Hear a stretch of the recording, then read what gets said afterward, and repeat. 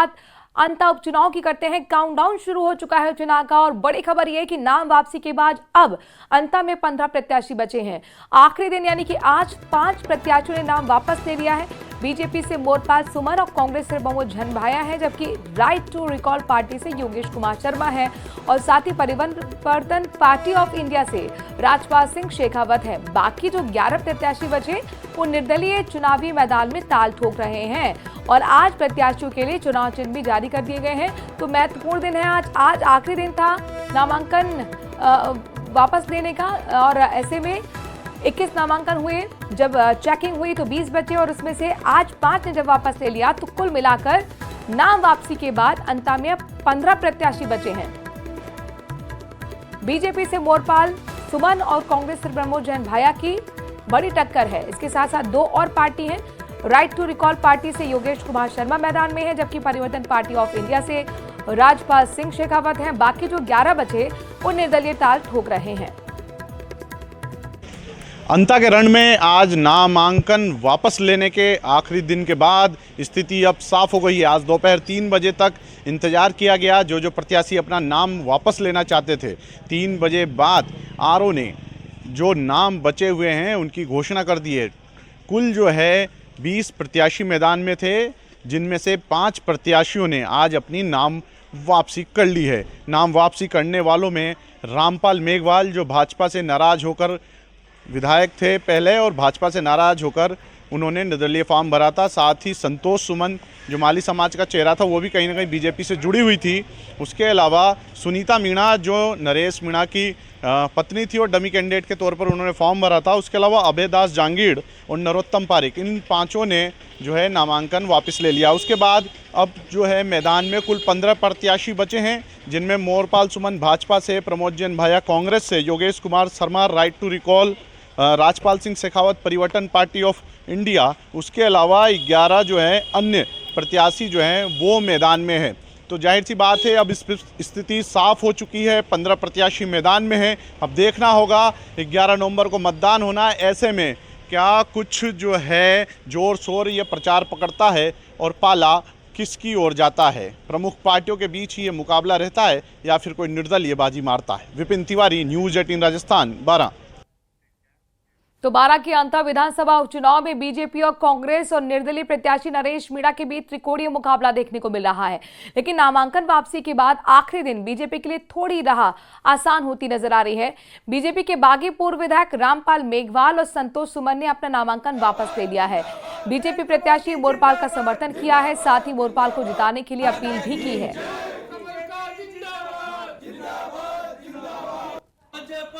जिंदाबाद जिंदाबाद जिंदाबाद जिंदाबाद वसुंधरा राजे जिंदाबाद जिंदाबाद जिंदाबाद जिंदाबाद पूर्ण कमल का जिंदाबाद जिंदाबाद जिंदाबाद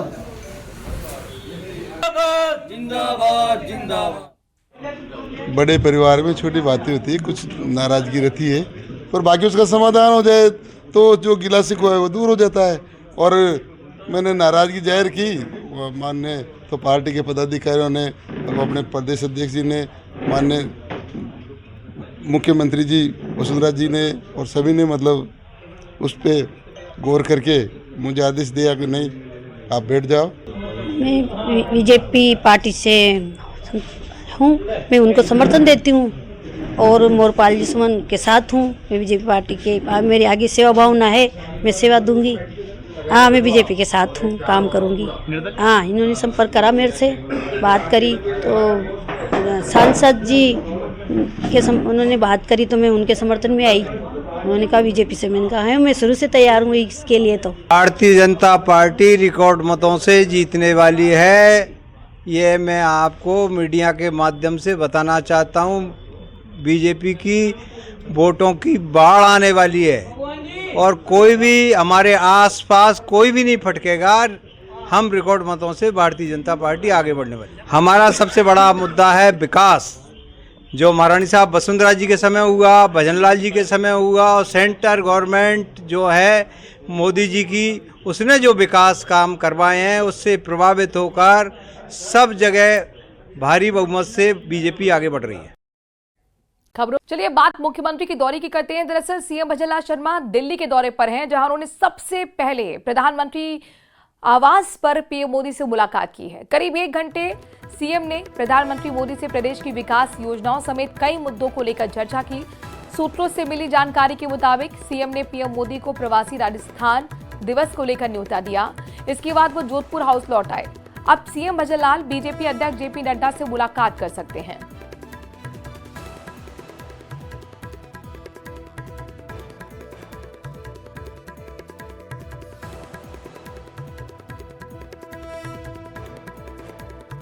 तो मुख्यमंत्री का दिल्ली का दौरा है। सबसे पहले प्रधानमंत्री नरेंद्र मोदी से मुलाकात की तस्वीर आपके सामने है। प्रधानमंत्री आवास पर ये मुलाकात हुई थी।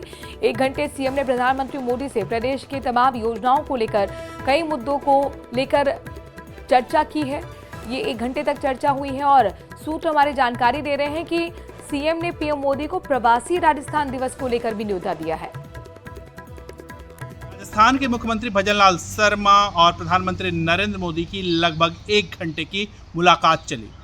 इस मुलाकात में प्रदेश के विकास के साथ साथ राइजिंग राजस्थान और प्रवासी राजस्थान दिवस को लेकर के प्रधानमंत्री नरेंद्र मोदी को भजनलाल शर्मा ने आमंत्रण दिया। विनीत कुमार, न्यूज़ 18 दिल्ली।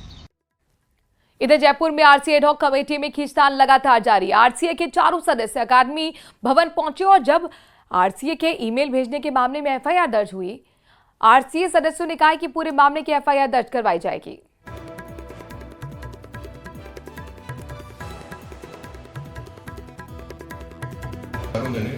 दीपावली पर्व पे हम सब अपने अपने गांव गए थे। ठीक है, हम लोग कल ही पधारे, सब लोग वापस आए। हमारी जानकारी में विषय आया था और ये सबसे गंभीर विषय, हमने इसको बहुत गंभीरता से लिया है। ये पहली तो इस प्रकार की गतिविधि कहीं से भी किसी भी संस्थान से नहीं होनी चाहिए। अब चूंकि ये हुई है और ये गतिविधि सामने आई है, तो हमारा इस पे निर्णय यही है अभी फिलहाल कि हमें इसकी गंभीरता से इसकी जांच करवानी चाहिए। अरे हम तो खुद कह रहे हैं दूध का दूध पानी का पानी होगा। आप जुड़े हुए हो, उसका फ़ोन कैसे आ गया कि 10 मिनट पहले मेल के पहले आपके पास कैसे मेल आ गया, कैसे नहीं आया, सब तथ्य की जांच होनी चाहिए। किसका साथी है, किसका साथी नहीं है, कौन उसको नौकरी लगाया, कौन नहीं लगाया, कितनी बार बात हुई, कितनी बार नहीं हुई। दूध का दूध पानी का पानी हो जाएगा। एफआईआर में सबसे पहले मैं लिखाना चाहता हूँ ना, चारों प्रस्ताव में पास करें कि हाँ एफआईआर कराएंगे, चारों प्रस्ताव पास करके दे के जाए और नहीं तो थाने चले। जयपुर में एक बार फिर निजी बसों पर परिवहन विभाग की पैनी नजर है। जैसलमेर में हुए हादसे के बाद से अब तक लगातार निजी बसों के खिलाफ कार्रवाई चल रही है और इसी कड़ी में आरटीओ 1 ने ऑपरेशन कवच शुरू कर दिया है। निजी बस मालिकों ने दिवाली तक मोहलत मांगी थी, वो मोहलत अब खत्म हो चुकी है। ऐसी तमाम निजी बसें जिन्होंने ऑपरेशन करवाया है, इमरजेंसी गेट को बस से हटा दिया है या फिर ओवरलोडेड चल रही हैं, चालान का सामना किया जा रहा है। केवल चालान तक कार्रवाई सीमित नहीं है, बल्कि बसों के परमिट भी रद्द किए जा रहे हैं और इसी ऑपरेशन के तहत अब तक 423 बसों का चालान बनाया गया, जबकि 40 लाख का जुर्माना वसूला गया है। इन 423 में से 166 बसें ऐसी पाई गई हैं जिन्होंने ऑल्ट्रेशन करवा रखा है। तत्वाधान में 9वां मेघोल समाज महाकुंभ का आयोजन यहाँ झुंझुनू में किया गया। और बड़ी खबर आ रही है अलवर से। अलवर जिला परिषद सभागार साधारण सभा की बैठक, किसानों का अनोखा प्रदर्शन यहां पर देखने को मिला है। दरअसल किसान प्याज के खराबे को लेकर बैठक में प्याज की माला पहनकर पहुंचे, लेकिन जिला प्रमुख ने माला ना पहनकर हाथों से माला को पकड़ रखा था। जिला परिषद पार्षद जगदीश जाटव ने जिला प्रमुख के आगे कटोरा दिखाकर विकास के लिए पैसे की मांग की, तो जिला प्रमुख अपनी जेब से 20 रुपए निकालकर कटोरे में डालने का प्रयास करते नजर आए। तब पार्षद ने कहा कि मैंने अपने लिए नहीं मांग रहा, बल्कि जनता के लिए विकास का पैसा मांग रहा हूं।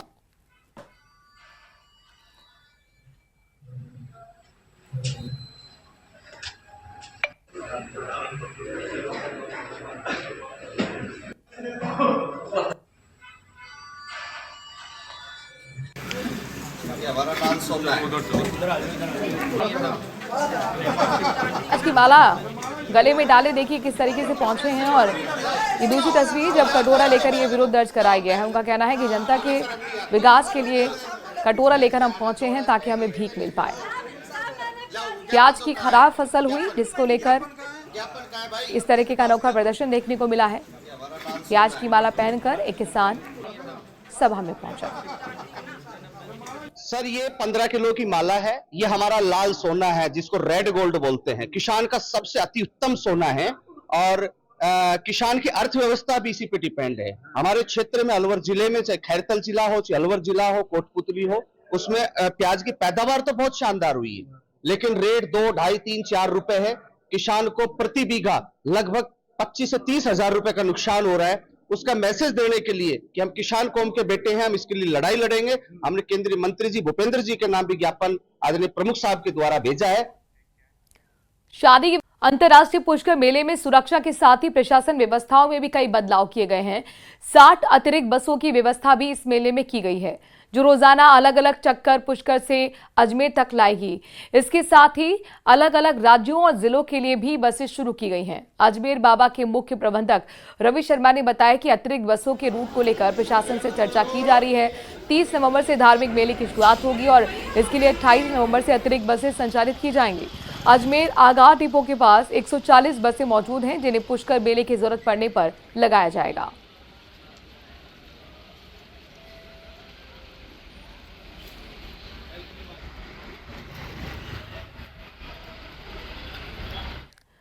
जैसलमेर इन दिनों मिनी गुजरात बना हुआ है। पोखरण, तनोट, सम, रामदेव साथ ही गुजरात में पर्यटकों की बूम यहां पर देखने को मिल रही है। ये तमाम लोग यहां पर पहुंच रहे हैं।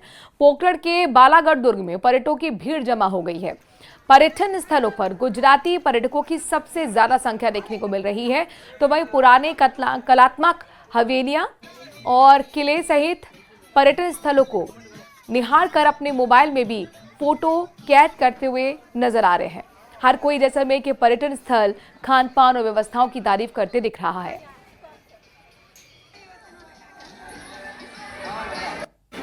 सरहदी जिले जैसलमेर में पिछले कई दिनों से पर्यटकों की बूम देखने को मिल रही है। विशेषकर जैसलमेर, रामदिरा, पोखरण, तनोट और सम में गुजराती पर्यटकों की काफ़ी संख्या देखने को मिल रही है। दिवाली के पूजा अर्चना के बाद, जश्न के बाद सरहदी जिले जैसलमेर में गोल्डन सिटी से विश्वविख्यात महाकुंभ कहे जाने वाला बाबा रामदेव मंदिर कहा जाए, यहाँ पहुंचकर अमन चैन खुशहाली के लिए मंगल कामनाएं कर रहे हैं। कई पर्यटक हैं, उनसे बात करने का मैं प्रयास करता हूं। कैमरामैन से आग्रह करूंगा, पूरा दृश्य दिखाएंगे। हमारे साथ कई पर्यटक हमारे साथ। मैडम कहाँ से आए हो, कैसा लग रहा है? हम लोग बड़ौदा से आए हैं और यहाँ पे ये जैसलमेर में हिस्टोरिकल प्लेस देख के हमको बहुत अच्छा लग रहा है। हमारी पुरानी संस्कृति का सब, पहले का सब देख के, और हमने हमारे छोटे छोटे बच्चों को भी सब दिखाया है। खान पान यहाँ का बहुत अच्छा है और हमें यहाँ आके राजस्थान में जैसलमेर, उदयपुर, जोधपुर बहुत अच्छा लगता है।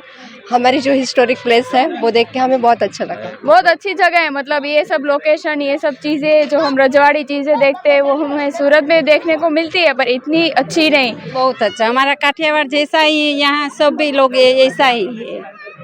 बहुत मजा आई है यहाँ आने से। देखिए, जो गुजराती पर्यटक है उत्साह के यहाँ पहुँचे। बात खान पान की जाए तो इनकी तारीफ की जा रही है, यहाँ व्यवस्थाओं की तारीफ की। आम लोग हैं वो कोऑपरेट कर रहे हैं, सम्मान कर रहे हैं और जैसलमेर के पर्यटन स्थलों की भी जमकर तारीफ कर रहे हैं। सावलदान रत्नू, न्यूज़ 18 राजस्थान, जैसलमेर। जयपुर RTO 1 से बड़ी खबर आ रही है। पूर्व मंत्री राजकुमार शर्मा के बेटे से जुड़ा ये मामला, जिसमें अपडेट सामने आया है। जगतपुरा में हुए हाई प्रोफाइल कार एक्सीडेंट पर एक्शन हुआ। परिवहन विभाग की टीम ने शिकंजा कसना शुरू कर दिया। खो नागौरिया थाने में ऑडी को जब्त कर लिया गया है। Audi Q7HR08 W545 Rakesh Kumar के नाम से रजिस्टर्ड है।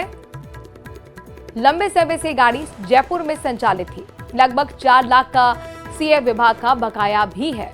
प्रतापनगर थाना पुलिस इस वाहन के संबंध में प्राथमिक दर्ज कर चुकी है, यानी कि प्राथमिकी दर्ज हो चुकी है। जुवेनाइल का प्रकरण साबित होने पर 25 साल तक लाइसेंस भी नहीं बन पाएगा। गाड़ी का 1 साल के लिए पंजीयन निरस्त कर दिया गया है।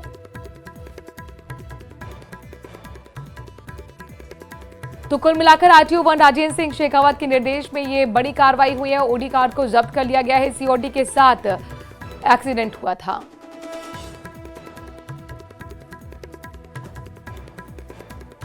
कोटा से बड़ी खबर आपको बताते हैं। शिक्षा मंत्री मदन दिलावर का बड़ा ऐलान देखने को मिला।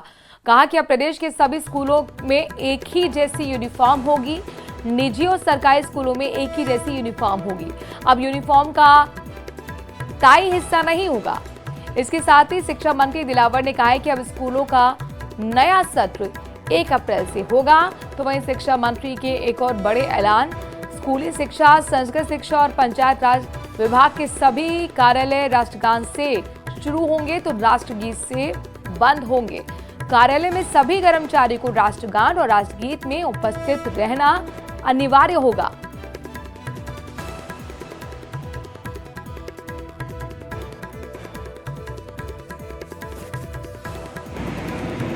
और निजी विद्यालयों की पोशाक, ड्रेस, गणवेश, ये अलग अलग नाम से अपने हिसाब से रख बोलते हैं, यूनिफॉर्म जिसको कहते हैं, वह एक ही होगी और उसमें टाई को कोई जगह नहीं होगी।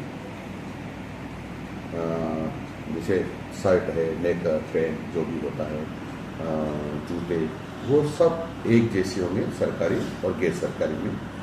कुछ समय बाद इसके आदेश जारी करने वाले हैं।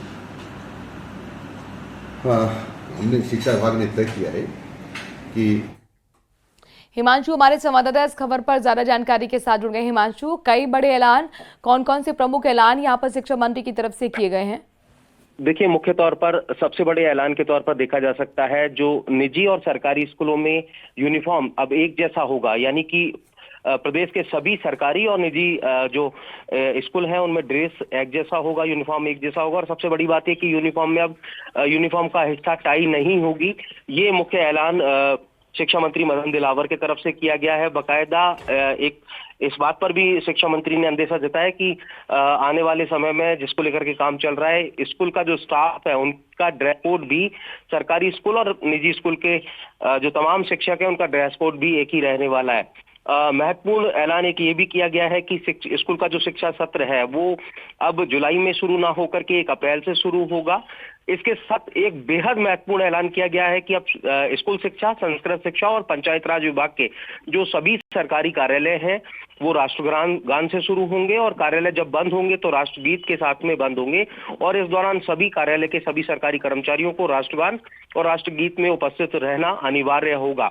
और वहीं राष्ट्रगान करने वाले कर्मचारियों की अटेंडेंस भी तभी लगेगी जब वो राष्ट्रगान में उपस्थित होंगे, यानी कि पूरी तरह से एक बड़ा जो बदलाव है इन सरकारी दफ्तरों में। और ड्रेस कोड के तौर पर देखा जाए तो हिमांशु, ऐलान कहा जा सकता है। जाहिर तौर पर यहाँ पे पहले भी सत्र को लेकर समय समय पर इस तरीके के संकेत शिक्षा मंत्री देते रहे, लेकिन यूनिफॉर्म को लेकर जो आज ये बड़ा ऐलान दिया गया है शिक्षा मंत्री की तरफ से, तो इसके पीछे क्या सोच है?